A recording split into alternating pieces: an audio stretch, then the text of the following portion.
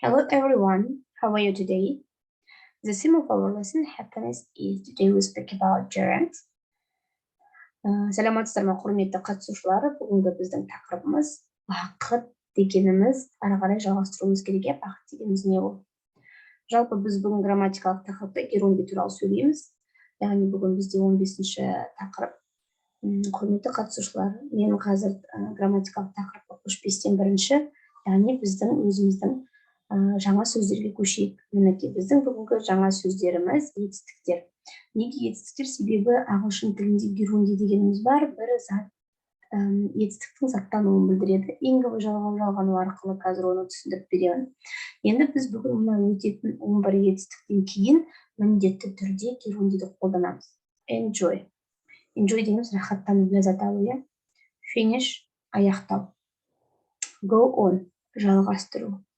Hate жек көру. Love жақсы көру. Mind мысалы қарсы болу. Spend яғни уақытты өткізу. Start бастау. Stop аяқтау. Және feel like яғни чувствовать как деп белгіленеді. Құрметті қатысушылар, осы етістіктерден кейін біз міндетті түрде біз герондиді қолданамыз. Ал геронди дегеніміз не? Біз өзіміздің тақтамызды ашайық. Бүгінгі тақырып бізде gerund. Тақырып жазып қояйын. Gerund.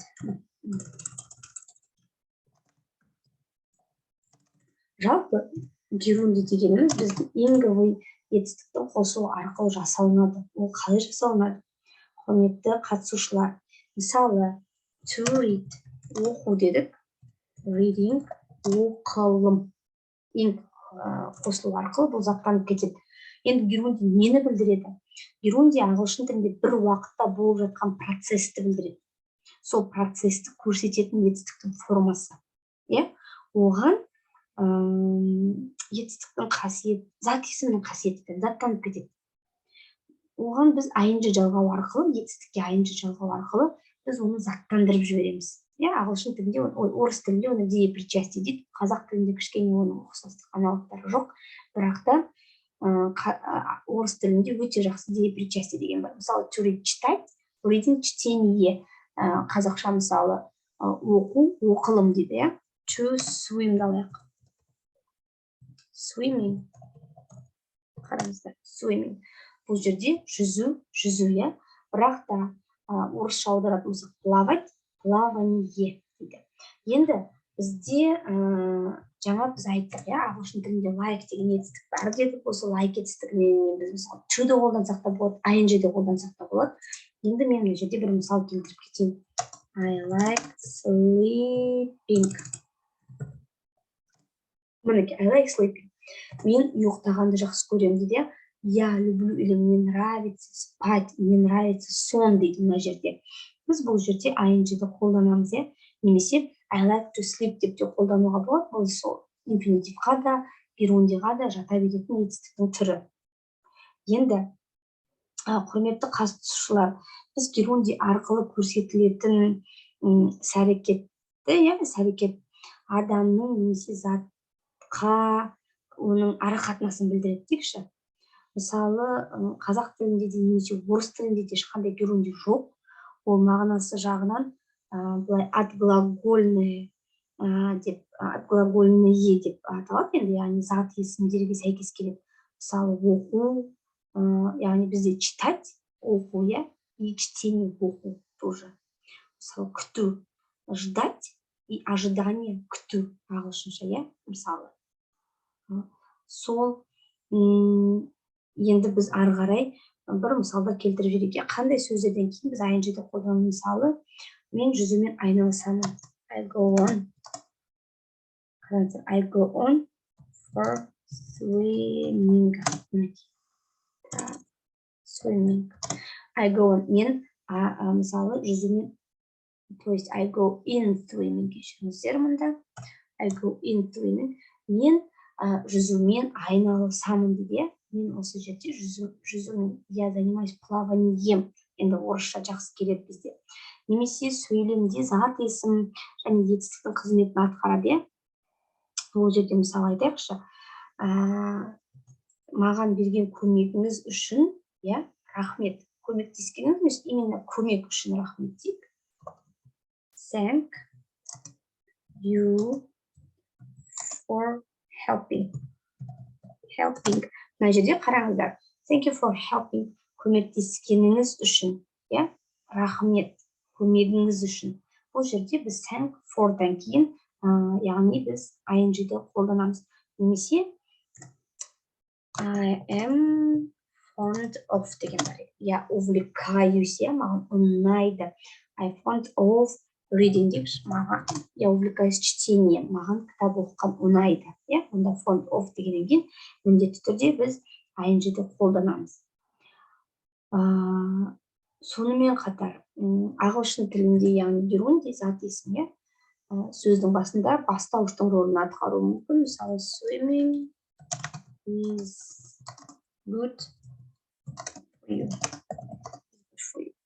Яғни жүзу, плавание хорошо для тебя деген сияқты. Бұл жерде біз нені жазамыз? Яғни бастауыштың ролін атқарады.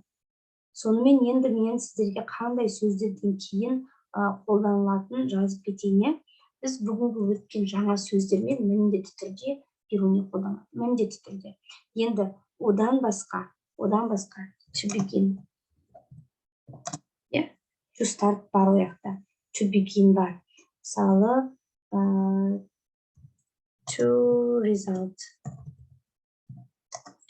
in болған кезде біз міндетті түрде ing-ді қолданамыз.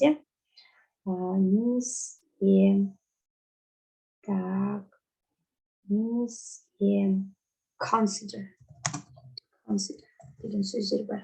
Яғни осы сөз бүгін болған жоқ сіздерде. To deny. Яғни бір нәрсені мойындамау. Немесе жек көру. Бір нәрсені ұнатпау.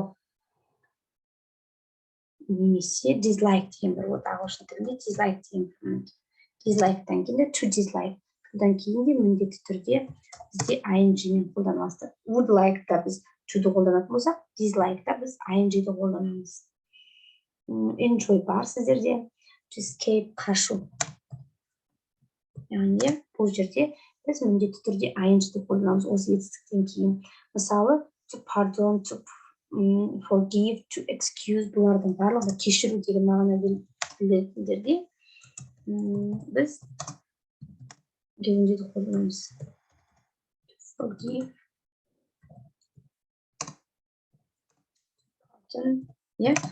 кешіру деген мағына білдіретін етістіктерде біз міндетті түрде gerundy қолданамыз. Мысалы, тыйым салу, запрет, forbid. Запрещать деген етістік болған кезде, одан кейін, to forbid-тен кейін біз ing-ді қолданамыз. Елестету, мысалы, imagine.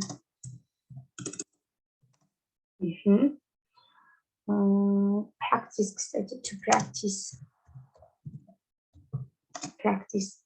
Деген етістік. To understand, To understand. Осы етістіктен кейін біз ing-ді қолданамыз. Енді сіздерге не айтып кетейік? Қандай мысалдар келтіріп берейін? Енді қараңыздар, біз жаңа айттық. Біз егер де begin деген сөзіміз болса, біз одан кейін міндетті түрде ing-ді қолданамыз дедік. Мысалы, I begin, я начинаю learning, изучать English. Я начинаю изучать English болсын,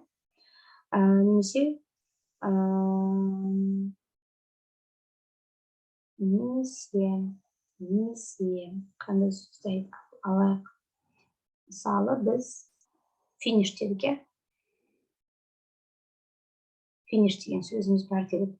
Енді finish болған кезде, мысалы, қандай мысал келтірсек болады finishпен?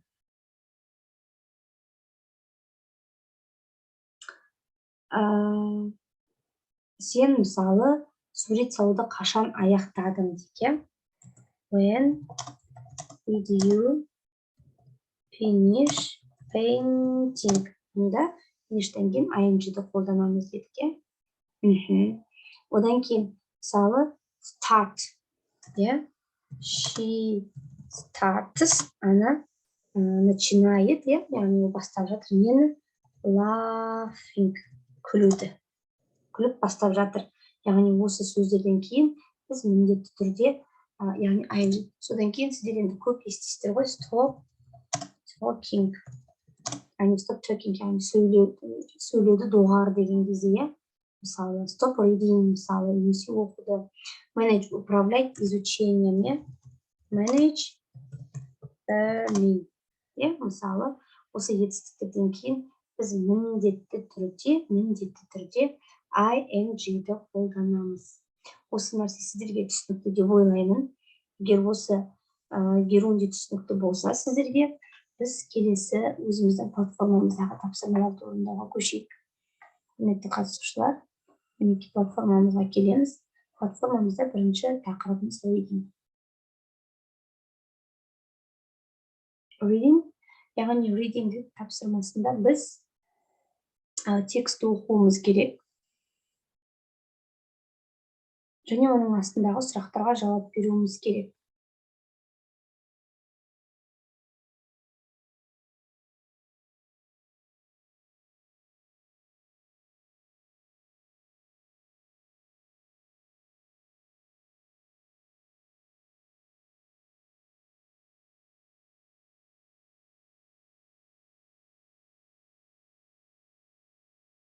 Құрметті қатысушылар, мына текстті жақсылап оқисыздар, аударасыздар, бізге саяхаттау деген сөздің мағынасы қай жерден келген екен, соны біліп, оның астында answer the question деген 5 сұрақ бар. Осы 5 сұраққа жауап бересіздер. Наведите ответ деген жерге жазасыздар. What is this text about? Не туралы текст. Where did the word travel came about? Яғни бұл сөз бізге қай жерден келді? Why did Marco Polo travel to Asia too? Яғни Марко Поло Азияға не мақсатпен саяхаттады? Your opinion about the text. Текст туралы сіз өзіңіздің ойыңыз, және who was the Marco Polo? Марко дегеніміз кім болған, сол туралы айтып кетесіздер. Енді біз одан кейін келесі тапсырмамызға көшейік.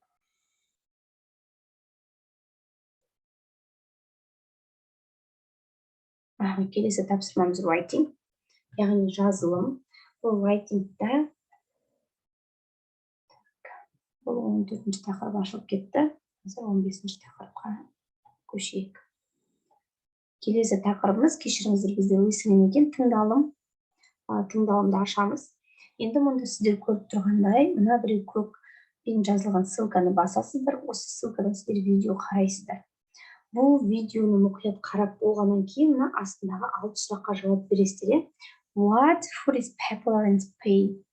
Испанияның, яғни атақты тамағы популярный. How was the weather in Spain? Яғни сол видео барысында ауа райы қандай болды? Соны айтасыздар. How long did she stay in Belize? Яғни бізде осы аудиода интервью беріп жатқан қызымыз Белиз қаласында неше уақытқа тоқтады? And how long did she stay in Indonesia?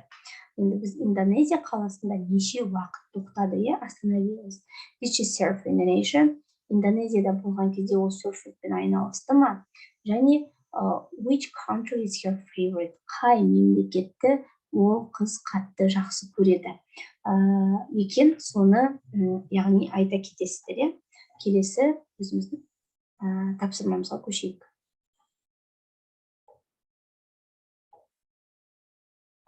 Келесі тапсырмамыз бізде speaking. Speaking-ді ашасыздар. Яғни мұны астында тұрған сұрақтарға жауап бересіздер. Do you like traveling? Whom do you often spend the holidays with? Have you done much traveling? Is traveling important? Why do people travel? Яғни осы сұрақтарға жауап бересіздер. Және сіздердің астыларыңызда тұрған, яғни осы видеоны қарайсыздар. Видеоны қарап болғаннан кейін неге модаль етістік? Себебі модаль етістіктен кейін біз инфинитивті түссіз қолданамыз, және одан кейін етістікке ing біз жалғамаймыз. Жақсы, Осы видеоны мұқият қарайсыздар, микрофонды басып, астындағы сұрақтарға жауап бересіздер. Жақсы, келесі біздің тапсырмамызға көшейік. Біздің келесі тапсырмамыз ең соңғы тапсырма, енді жұмыстың алдындағы. Ол бізде writing, жазылым. Бұл жерде енді біз алдыңғы сабақта естеріңізде болса инфинитивті өттік, қандай етістіктерден кейін біз инфинитивті қолданамыз, қандай етістіктерден кейін біз герундиді қолданамыз. Сол етістіктерден кейін, мына етістіктерден кейін өзіңіз тыңдайсыз, мұқият тыңдаңыздар, қараңыздар, сіздерде видео бар, видео уроктарында бір қарап алыңыз, өткен сабақты бір қарап алыңыз, бүгінгі сабақтың басын қарап алыңыз да. Мына сөздерді, мына сөйлемдерді өздеріңіз қалай қалайсыздар, солай жалғастырасыздар. Мысалы, want етістігі қалау. Қалау етістігінен кейін бізде міндетті түрде инфинитив қолданылады. I want to read an interesting book. Немесе I want to watch a series of Hallmark. Өздеріңіз қалай қалайсыздар, солай мына сөйлемді жалғастырасыздар. Өздеріңіздің ойларыңызбен, өздеріңіздің ойларыңыз бойынша жалғастырасыздар. Бірақ та мұқият болыңыздар. Мысалы, feel like. Feel like'да біз герундий қолданамыз дедік, мысалы, agree, мысалы, не қолданамыз. Соны мұқият болсаңыздар, яғни осы жаттығуды жасай аласыздар. Жасап болғаннан кейін астында мына біреу ссылка жерге жазып, осында жазып болғаннан кейін отправить на проверку деген кнопканы шығады, соны баса қоясыздар. Енді homework. Енді мен homeworkты түсіндіріп кетейін, қалай орындайтынымызды. Сонымен бүгінгі сабағымызды аяқтайық. Homeworkты аша қойыңыздар. Homeworkты ашқан кезде бірінші бізде listening болады. Мына listeningді мұқият тыңдайсыздар. Бізде берілген сөздің, яғни сызықшаны орнын толықтырасыздар. Ол енді бізде барлық сабақта осындай аудиолар сіздерге беріледі. Тыңдайсыздар, қандай сөз жетіспей тұр, соны толықтырамыз. Келесі reading, мына тексті оқимыз, астындағы сұрақтарға жауап береміз.